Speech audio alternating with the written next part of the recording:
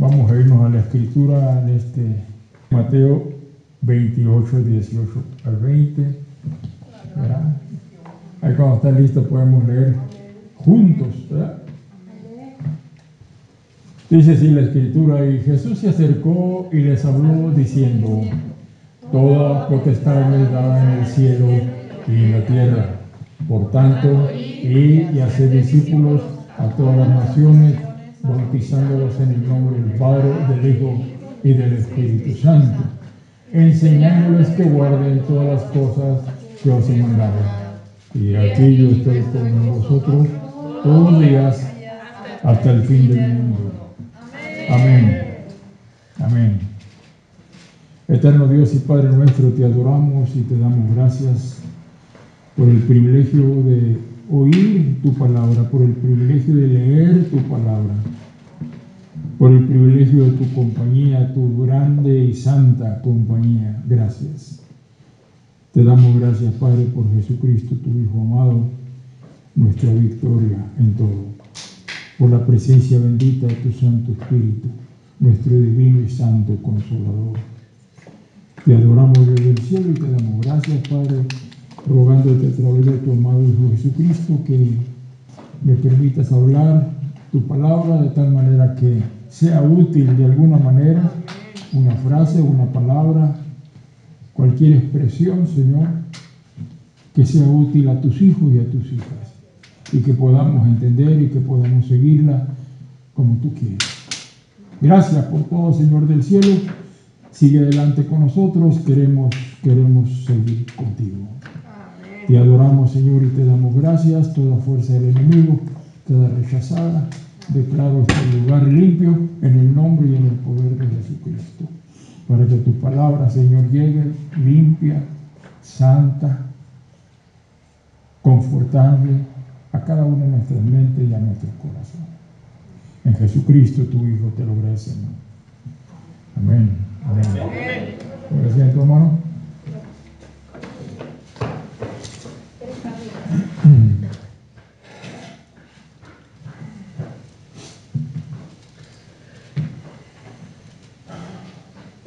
De las muchas herramientas que Dios escogió, la predicación es una de las más importantes.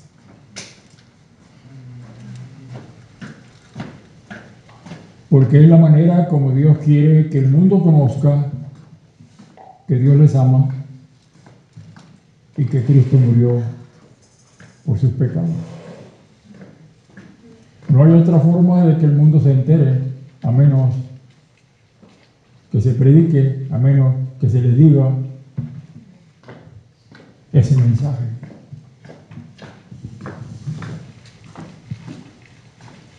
Por lo tanto, como iglesia tenemos una misión.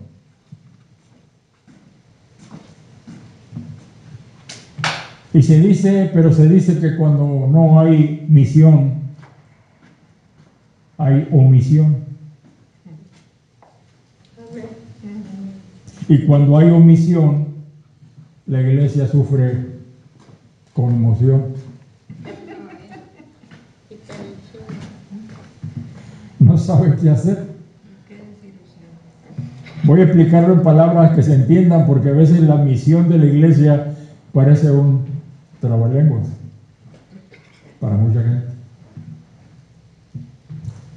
La palabra de Dios en Mateo 28, pues, por medio de Jesucristo, porque todos creemos que Jesucristo lo dijo, dice que la iglesia debe hacer 4 cosas. La iglesia debe hacer 4 cosas. Debe ir, debe hacer, debe bautizar y debe enseñar a toda persona que el Señor Jesús llamó discípulos. 4 cosas nomás, está fácil, ¿verdad?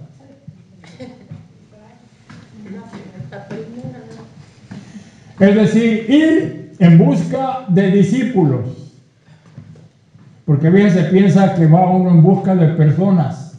Olvídese de eso. Vamos en busca de discípulos. El día de las conferencias se esperan discípulos. Si hay un maestro enfrente o maestra enfrente. Ir en busca de discípulos. Hacerlos discípulos. Bautizar a los discípulos y enseñar a esos mismos discípulos a obedecer las cosas que el Señor Jesús ordenó.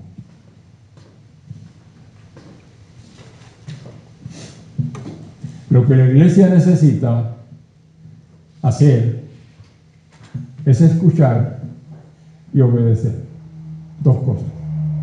Escuchar y obedecer.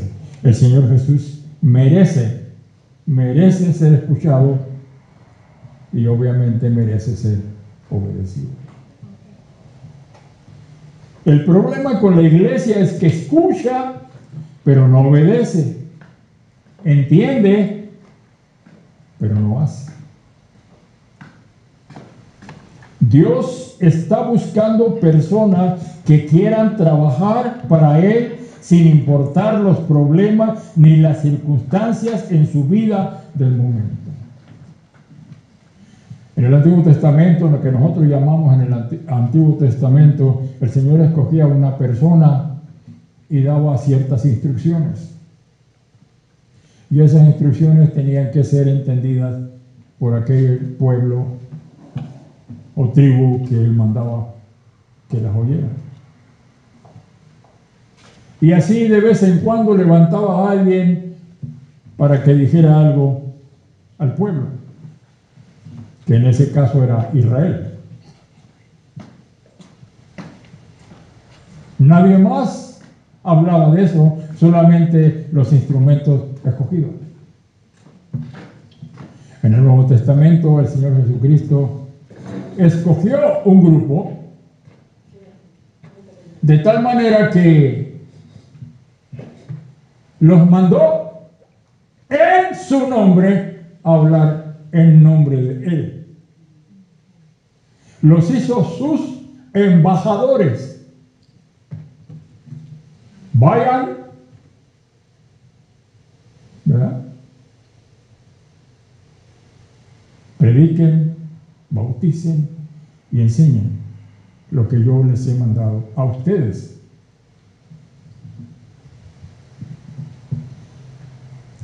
Y dice ahorita que Dios sigue buscando personas, porque no se cansa el Señor. Dios sigue buscando personas que quieran trabajar.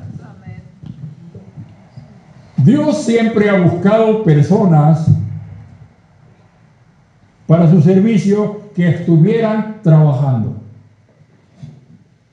antes de llamarlos a su servicio. En el Antiguo Testamento, Dios llamó a Abraham cuando estaba haciendo ídolos con su papá allá en Babilonia o en Ur de los Caldeos. Llamó y sacó a Moisés cuando estaba en Egipto y cuando él sentía que era grande en palabras y en obras.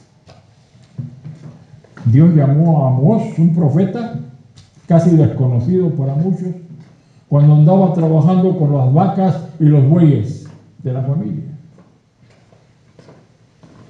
Dios llamó a Eliseo cuando andaba arando y pasó el profeta Elías y le echó el capote, lo cual toda la gente sabía lo que significa. Era un llamado al ministerio profético.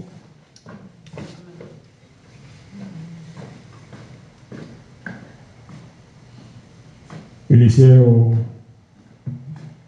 entendió el ministerio, mató los bueyes, quebró el arado y ofreció todo a Dios en sacrificio a él y siguió a Elías. Imagínense qué tremenda obediencia a Dios, dedicación a Dios.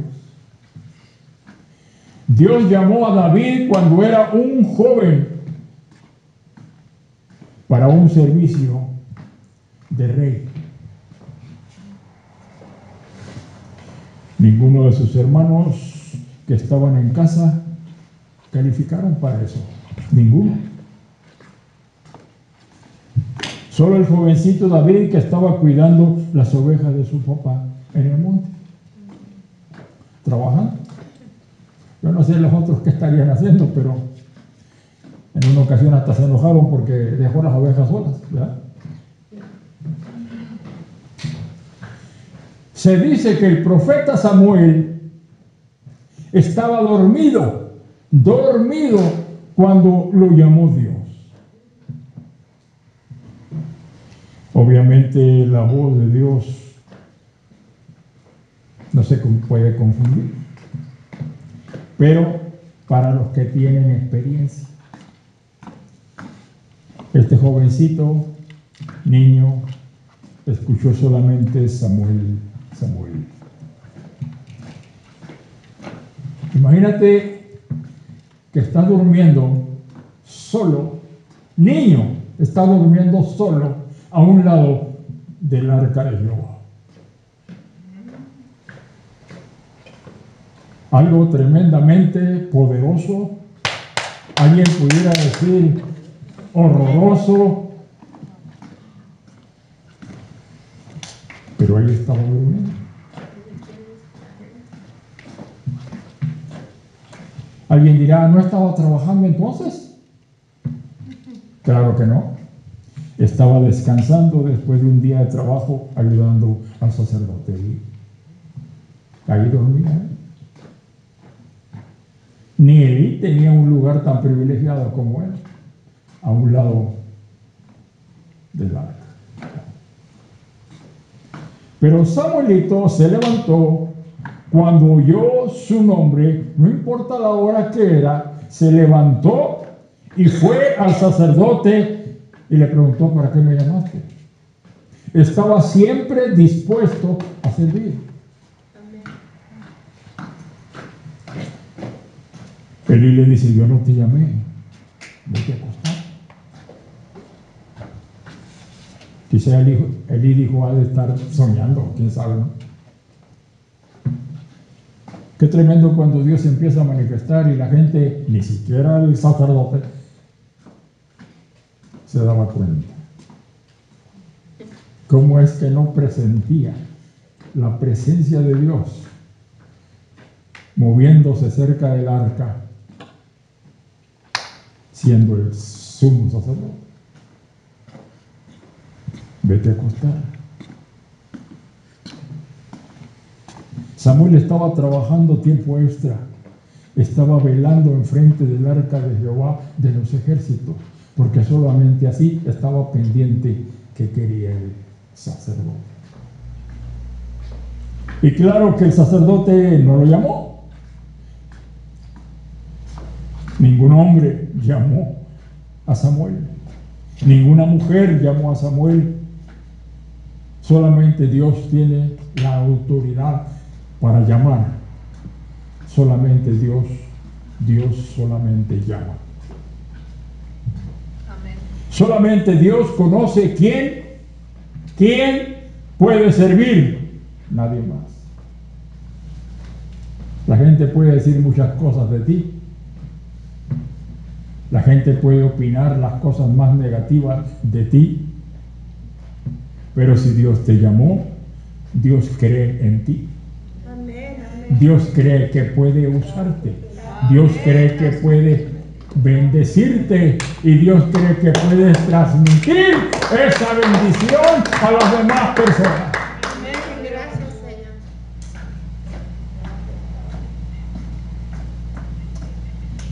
En el Nuevo Testamento el Señor Jesús es el que llama. Y también es a través del Espíritu Santo. Y tenemos una plática, que no, sobre el Espíritu Santo. Amén. El Señor Jesús, caminando por la playa, quizás miró personas. ¿Qué tipo de personas puedes mirar en la playa? Tomando el sol, bronceando, ¿verdad? No sé. Protegiéndose del sol. Pero el Señor no las tomó en cuenta. Pero sí se detuvo frente a un hombre estaba pescando, estaba trabajando. Y llegó el Señor y le dice: sígueme, y yo te voy a enseñar cómo pescar hombres.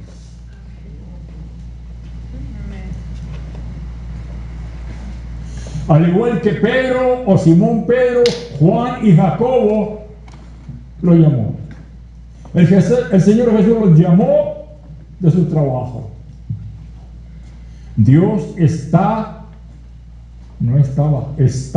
buscando pescadores, no pescados. Y te voy a explicar.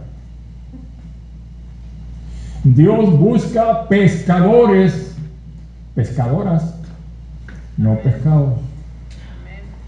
La iglesia moderna se ha equivocado y busca pescados para llenar o para meterlos en la pecera. Y que digan: qué tremendo ministerio. Porque así opinan. Y la pecera se llama templo, ¿no? Dios no está, hermano y hermana querida, Dios no está tan interesado en llenar templos. Y aprende eso de una vez. Él no está interesado en llenar templos. Cambia tu mentalidad. Él está interesado en llenar el reino de los cielos. Y cuando el reino de los cielos se llena, los cielos se empiezan a llenar también. Se empiezan a llenar templitos y templotes. Se empiezan a llenar estadios al llamado de Jesús.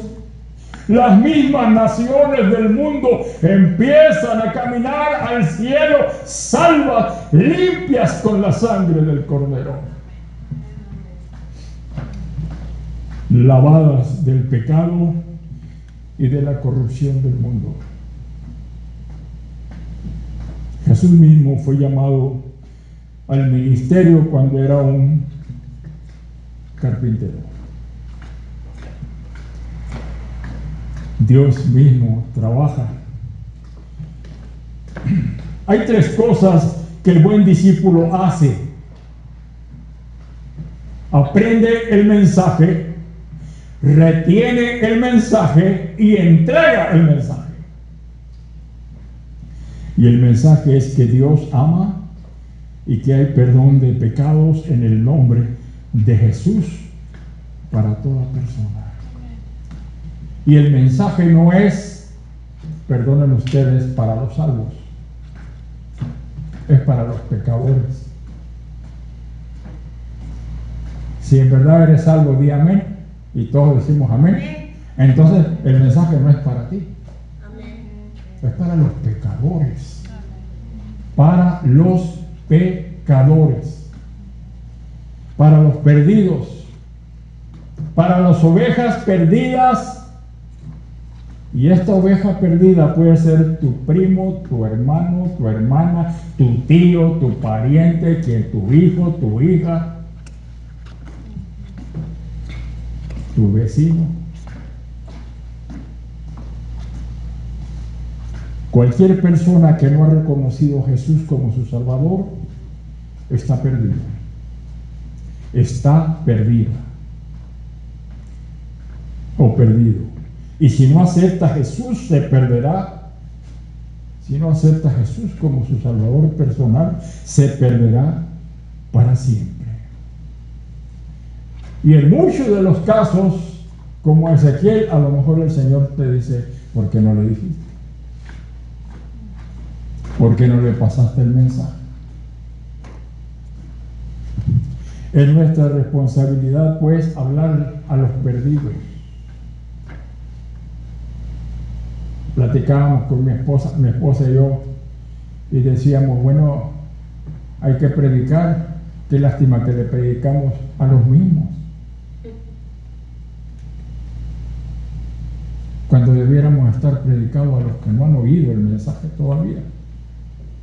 ¿Cuántos mensajes se pierden en la iglesia? Se pierden en la iglesia, cualquiera que tenga el nivel de valor, y no se vuelven a predicar, porque son los mismos, van a oírlos los mismos. Yo por eso en mi mensaje le pongo esta fecha para no volver a repetir. Pero tenemos un llamado, y ese llamado es sagrado. Vayan, prediquen, bauticen y enséñenles lo que yo les he enseñado a ustedes.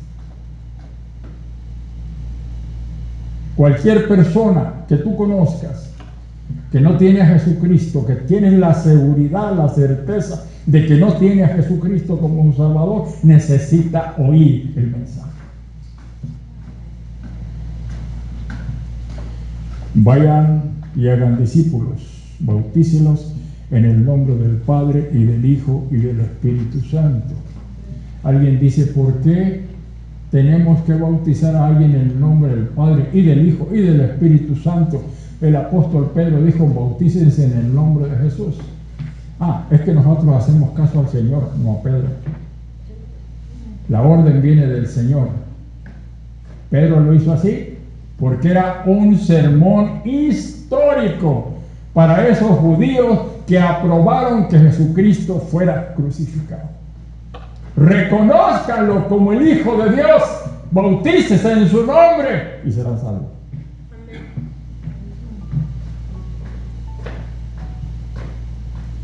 Y no se preocupen por lo que va a pasar. No tengan temor. Yo voy a estar con ustedes todos los días, hasta el fin del mundo. Voy a estar respaldando, porque dice la Escritura, toda potestad me es dada en el cielo y en la tierra. Lo que haya poder está en mí, en la tierra, en el cielo y donde sea. Así que en esa autoridad les mando, vayan, prediquen, bauticen y enseñen a todos. Los discípulos. ¿Quién es discípulo? El que quiere aprender. El que no quiere aprender no es discípulo. No pierdan tiempo con los que no son discípulos. Ustedes abren el mensaje y van a descubrir quiénes son los discípulos. A veces perdemos tiempo hablando a las mismas personas, y las mismas personas, ¿qué creen? Siguen siendo las mismas personas. Ni un cambio, nada, absolutamente. Y creemos que lo hacemos por amor. Esa no fue la orden. No prediques por amor a la gente, predica por amor a Dios y su mandato. Porque Dios quiere que todos conozcan quién es Dios y que acepten al que Él ha mandado. Vayan y bauticen, vayan, prediquen, bauticen y enséñenles lo que yo les he mandado. Y cuando eso suceda, vas a mirar la diferencia. Vas a mirar la diferencia.